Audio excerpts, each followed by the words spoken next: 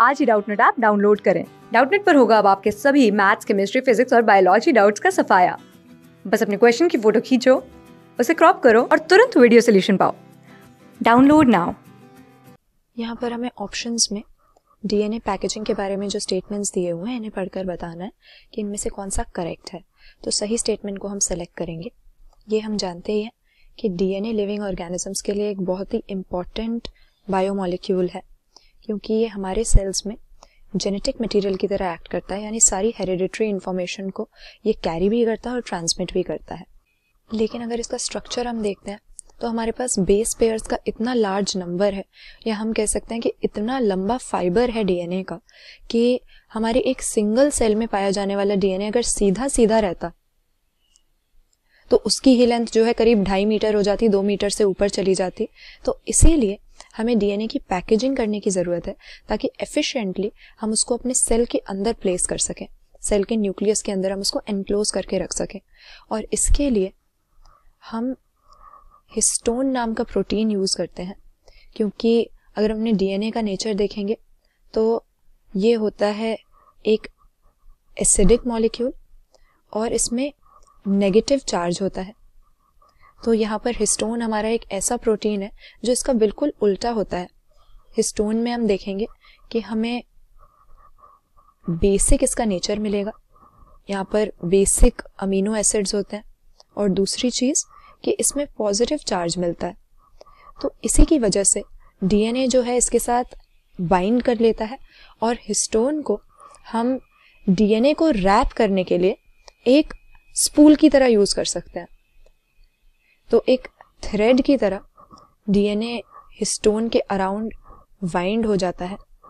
Histone के 8 molecules मिलकर एक ऑक्टामर नाम का स्ट्रक्चर बनाते हैं और इस ऑक्टामर के अराउंड डीएनए जो है वाइंडिंग करने लगता है। इसी तरह से डीएनए की पैकेजिंग होती है और हम उसको न्यूक्लियोसोम कहते हैं इस स्ट्रक्चर को, जब एक हिस्टोन ऑक्टामर के अराउंड डीएनए बार बार रैप होता है। तो न्यूक्लियोसोम नाम का हमें ये स्ट्रक्चर मिल जाता है जो कि डीएनए के पैकेजिंग का एक बेसिक यूनिट है। तो पहला स्टेटमेंट हमें ये दिया हुआ है कि मेटाफेज के दौरान जो बीड्स ऑन स्ट्रिंग वाला क्रोमैटिन का स्ट्रक्चर है ये कॉइल हो जाता है क्रोमैटिन और कंडेंस हो जाता है। तो ये बात बिल्कुल करेक्ट है। हम अगर इंटरफेज के दौरान किसी सेल को देखते हैं, यानी जब ये सेल डिवाइड नहीं कर रहा है, तो हमें ये बीड्स ऑन स्ट्रिंग के रूप में यहाँ पर जैसे इमेज में दिखाया हुआ है ये नजर आएगा। ये जो बीड्स हैं ये रिप्रेजेंट कर रहे हैं हमारे उन न्यूक्लियोसोम्स को जिनके बारे में यहाँ पर हमने डिस्कस किया था, जो डीएनए के हिस्टोन के चारों तरफ रैप करने से बनते हैं। लेकिन जब सेल का डिवीजन हो रहा है तो ये डीएनए हमारा क्रोमैटिन के फॉर्म में नहीं रहता है, ये कंडेंस हो जाता है। हम जानते हैं जैसे ही सेल साइकिल शुरू होती है, सेल का डिवीजन शुरू होता है, तो प्रोफेज में ही हमारे ये क्रोमैटिन के जो एक्सटेंसिव फाइबर्स हैं ये कंडेंस होकर छोटे होकर क्रोमोसोम्स के फॉर्म में आने लगते हैं। और यही यहाँ पर लिखा हुआ है कि मेटाफेज, जो कि दूसरी स्टेज है सेल डिवीजन की, किसी माइटोसिस की प्रोसेस की, उसके दौरान हमें यही देखने को मिलेगा कि बीड्स ऑन स्ट्रिंग स्ट्रक्चर के बजाय जो क्रोमैटिन है वो पैकेज हो गया है और फर्दर कॉइल होके कंडेंस होके वो हमें मिलेगा। तो ये बात सही है। आगे देखें तो सभी स्टेटमेंट्स में कोई ना कोई गलती है। कह रहे हैं कि एक टिपिकल न्यूक्लियोसोम में डीएनए के 300 बेस पेयर होते हैं। अब न्यूक्लियोसोम किस तरह से बनता है ये तो हमने डिस्कस किया कि हिस्टोन के 8 मॉलिक्यूल्स मिलकर के ऑक्टामर बना देते हैं और उसके चारों तरफ डीएनए रैप हो जाता है।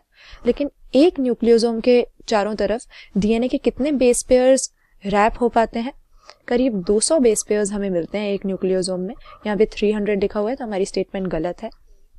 इसके बाद में कह रहे हैं कि हिस्टोन्स ग्लाइसिन और आर्जिनिन जैसे बेसिक अमीनो एसिड्स के रेजिड्यू में रिच होते हैं और इनके पास पॉजिटिव चार्ज होता है। तो ये बात तो सही है कि बेसिक अमीनो एसिड्स हमें हिस्टोन्स में मिलते हैं, पॉजिटिवली चार्ज्ड भी होते हैं हिस्टोन्स, तभी ये हमारे नेगेटिव चार्ज वाले एसिडिक डीएनए को पैकेज कर पाते हैं, इससे बाइंड कर पाते हैं। लेकिन यहाँ पर अमीनो एसिड्स के जो एग्जाम्पल दिए हुए हैं ग्लाइसिन और आर्जिनिन, ये गलत है।